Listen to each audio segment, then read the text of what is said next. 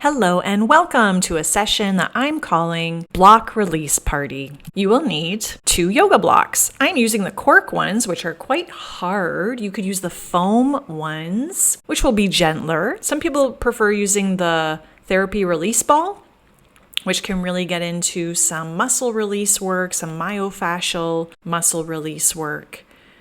So I'm going to do 3 or 4 moves that are really going to focus on the areas in our body where we hold the most tension, such as in our shoulders, our upper back, our shoulder blades, which affects tension in our neck and face, our hip flexors, and our glutes, which is often the culprit for low back issues. And first, what we're going to do is set up the blocks behind you so that they're at the same level, so the middle level. And try to maneuver yourself so your shoulder blades are resting on the lower block and that your head is supported on the higher block. You can position your legs in different ways. They could be straight, knees could be bent and feet down, or I prefer doing feet together into this reclined butterfly stretch position with the legs. So your body is in a supported back bend. And we're going to move the arms around, lifting arms up to the ceiling and opening the arms to the side, nice and wide, floating back up again. I'm going to do this 10 times, connecting to the breath. Inhale, open.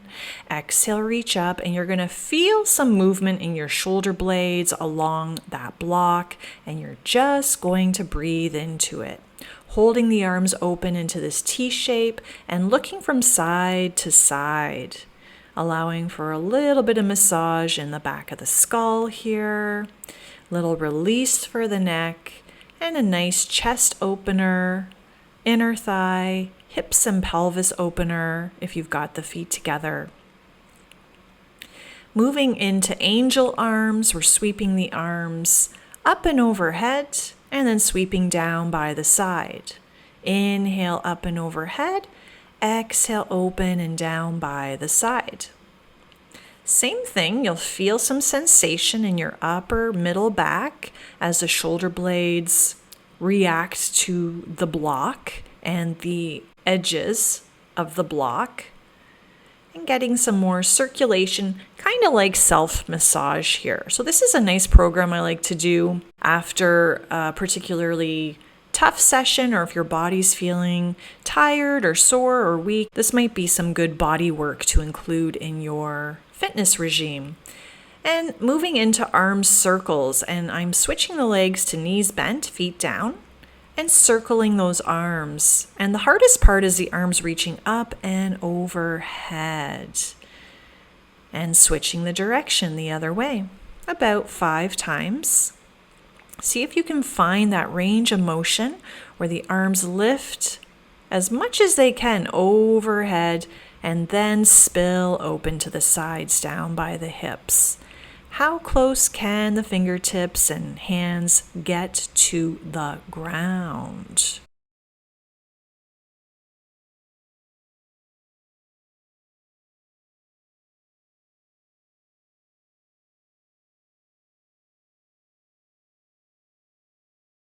Bending the elbows out to the side, they may touch the floor or not. We're going to straighten up to the ceiling and then allow those elbows to bend down to the floor.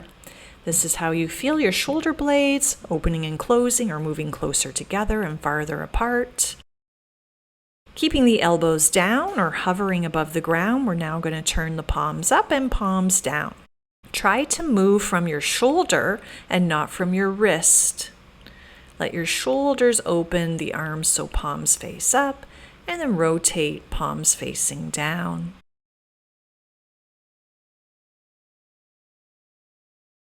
If you want, you can take the block that's under the head a little bit lower to get more of a back body bend, throat opener, throat chakra opener, interlacing the fingers and reaching overhead, straightening out the legs, finding that nice spinal extension. We spend so much time rounding forward in our everyday lives that this is a really nice counter sequence to bring some openness and alignment back to our body. Hands behind the head, we're going to slowly look forward and use our arms to bring us back up to sitting. I have a cross-legged seated position and just rolling those shoulders up, back, around, and down, taking a moment to let that work sink in and see how you feel. You're going to find the corner edges of your block and you're going to find a part of your glute muscle in your gluteus maximus. And we'll move this around throughout the next sequence to find the best sensation for you. Basically, you're going to take the corners of the blocks and place them into the glutes. And your low back sacrum can be floating above the ground or it can be lightly dropping into the mat. Either way. The blocks are at the lowest level and I'm resting down, head is on a pillow here because I do want to introduce some sense of relaxation in this work and really just opening and closing the knees. So knees open and you roll the feet to the outer baby toe edge and then you bring it back to the center. About 10 times in a somewhat slow motion pace. You can keep the knees open. You can let the knees touch each other as they come into the center. So you have that range in and out. And really, it's just how that glute muscle is pressing into the block where you're feeling different sensations and hopefully releasing through your breath work.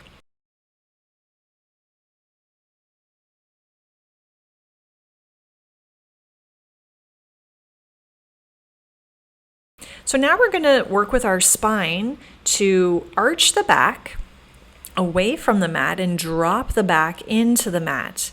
So the glutes are still pressing into the corners and edges of the block, and we're just doing some arching and rounding or some extending and flexing. I just reposition the blocks a little bit, so maybe another part of the glute muscle. And it's just allowing the glutes to roll into the blocks. If there's a particularly sensitive sensation, you might want to hold and breathe or move very slowly through it. Oh, and now we're going to add one leg lift up into tabletop and slowly lower. Exhale, lift, inhale, lower, relax the arms. See how you feel. Sometimes you can even feel a little knot in the glute, kind of moving around into the edge of the block. Keep one knee in that tabletop and just start to introduce some circles. Widening, dropping, and picking it back up again. 3 times, one direction, and then reverse the other way.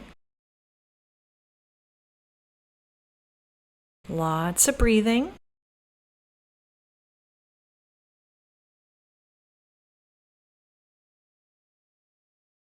And we'll try the other leg, same thing. Float it up to tabletop and try opening it into circles, bent knee circles.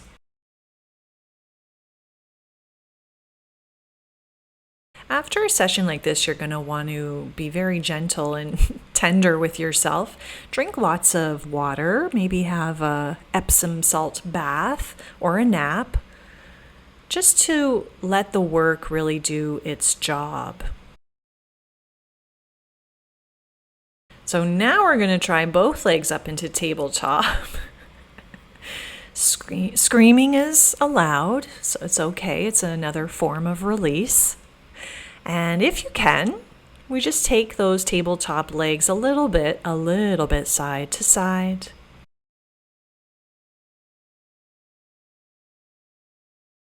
Rolling into one block, then the other. Breathing in, breathing out. Let's release the feet down. Just repositioning the blocks a little bit differently into the side of the hip and the glute. And I'm going back into that arching the back, rounding the back, or returning to neutral. try that with the legs lifted. So dropping the toes down as I arch, and then as I lift the tailbone, I bring the knees closer to the chest. So little toe taps and knees in.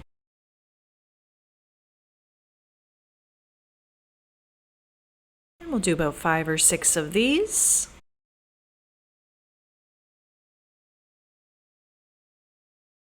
Just holding the knees for a moment.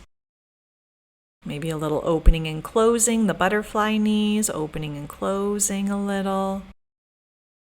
Just seeing what sensations come into the glutes, how this also spreads into other areas, the hips and back. Let's lower the feet down. Let's try a total body stretch. Extending the legs and arms, maybe a little shake, bounce of the knees, and just a final breath in. Exhale out, let's bend the knees, lift the hips and move the blocks. Take a moment here just to see how you feel without the blocks. Maybe the glutes feel tingly or warm or relaxed, or there's different feeling in this part of the body. And we can hug the knees in and just rock it out side to side.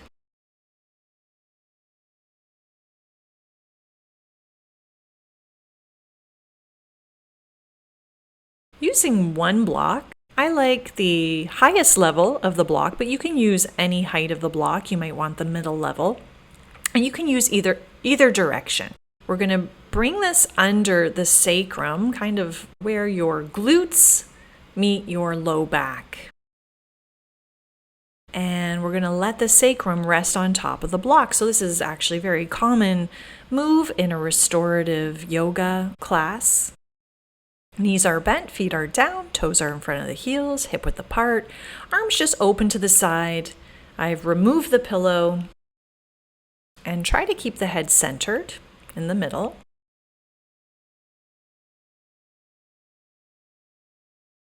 And see if you can extend one leg, maybe straight or maybe just a little bit longer than the other. So we're getting that stretch in the quadricep and the hip flexor. You might feel a stretch in the abdomen. The same side arm is going to reach up and overhead. Breathe in. Create some space with the breath. Let's lower the arm and bring that leg back and try the second leg. Extending forward. Try to keep the foot down so the heel should be into the floor. Notice if one side was able to straighten more than the other. If so, do the side that wasn't able to straighten as much. Do that side either for a longer period of time or do that side twice to find some balance, bring some balance into the body. And lower the arm, bring the foot back in. Just bringing arms down by the side. Letting the knees open a little wider, come in a little closer, feet a little closer, breath a little deeper.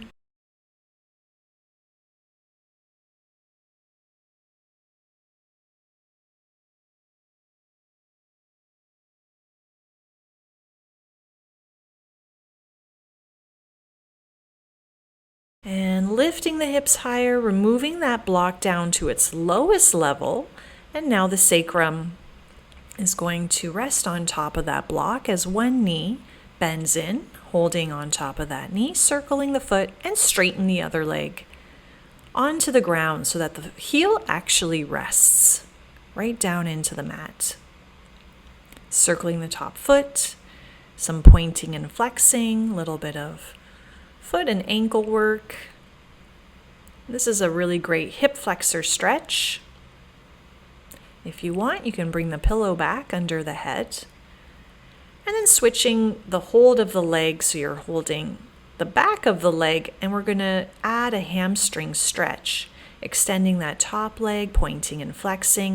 And I'm using my arms and hands to rotate the leg in the hip socket, rotating externally, internally, or laterally and medially, or outwards and inwards. And you might feel this throughout the hips and back as you introduce these new rotations into your leg. I'm bringing back the second block beside the block I'm lying on because I'm going to add a twist here, crossing that leg over. So I'm rolling onto that second block, bringing opposite hand just on top of the knee and resting the foot on top of the lower leg. Being on the block might provide a little bit of pressure points into the hip or leg. You breathe into that, doing a little bit of pulsing, dropping an inch, releasing an inch, twisting a little deeper, backing off of the twist a little bit. Subtle and controlled moves. And bend the knee a little higher towards your chest and lower. See how that feels in the hips and back. Keep the bottom leg down and somewhat relaxed. And see if you can extend the top leg a little straighter. Holding the back of the leg, calf, maybe the toes.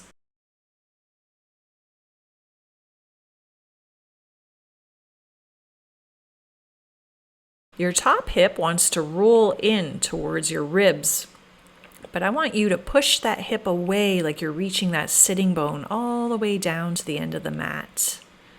Create space in the side body and slowly return to the center. Keep the sacrum on top of the block.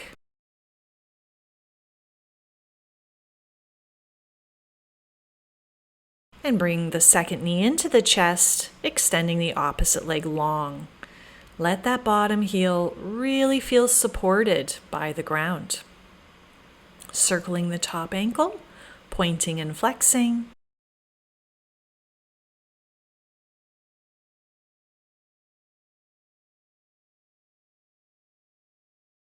Switching the hands to hold behind the leg as we straighten the leg up for the hamstring stretch, pointing and flexing again. Using the arms, the hands, to find a rotation in the leg. Rotating inwards and outwards. See how easily the leg can or cannot rotate in the hip socket. Maybe it feels a little tight or a little stuck, or one side feels easier to move than the other. Bend the knee back into the chest for a moment and breathe. And I'm repositioning that second block to the other side, getting ready for the twist. Opposite hand to that top knee, glides it across the body. Same side arm is going to just open up away from that twist. Resting the top foot on the bottom leg. Breathing into the trunk of the body, down through the spine.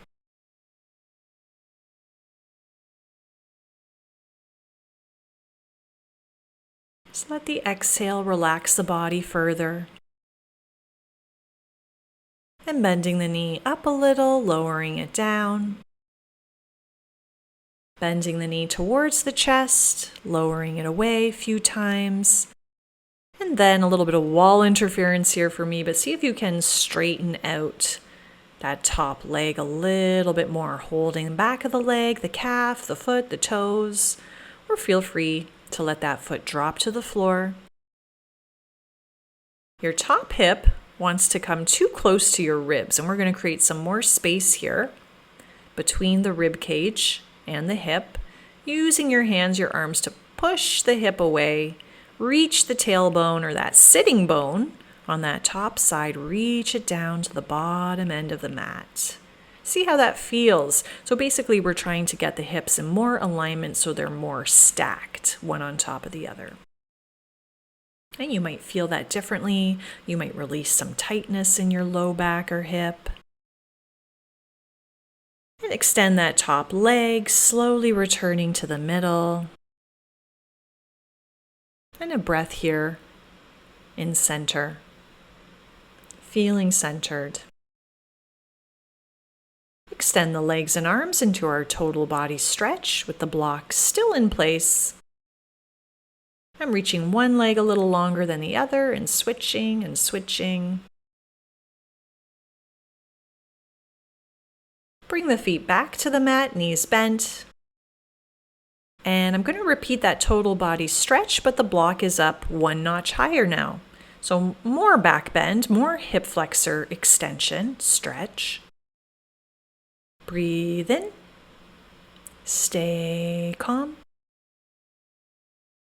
So this is a great posture corrector, spinal refreshener, because of all the forward bending we do over our phones, our computers, when we drive, when we walk. So we're just getting some openness in an often tight area in our body, which includes our hip flexors, our low back, tightness in the glutes, and that shoulder blade release. So now I just took the block up the highest level and repeated that total body stretch. And if this is too much, just stay at the second level or even the lowest level. See if we can find a moment of relaxation and letting go in this position that we're not accustomed to being in. Bring the feet back and let's remove the block, slowly lowering down, and I'm just going back into that reclined butterfly pose. So soles of the feet together, knees dropped open, and I'm using the blocks just to bring my floor a little closer to my knees. Allows my hip flexors to actually release, to not feel like they need to hold on to the legs. Hands can be on the abdomen, breathing into the palms. Feel free to stay there, or now using the weight of the blocks, especially if it's the cork block, which is heavier, and placing it on top of the inner thigh to now allow for subtle pressure to drop the knees into the earth, into gravity. You're in a slight back bend. Back to breath. Back to the breathing. And feel free to stay here, straighten out the legs for one more total body stretch for as long as you need to acclimatize to the rest of your day. And thank you so much for joining me at this first block release party. Until next time.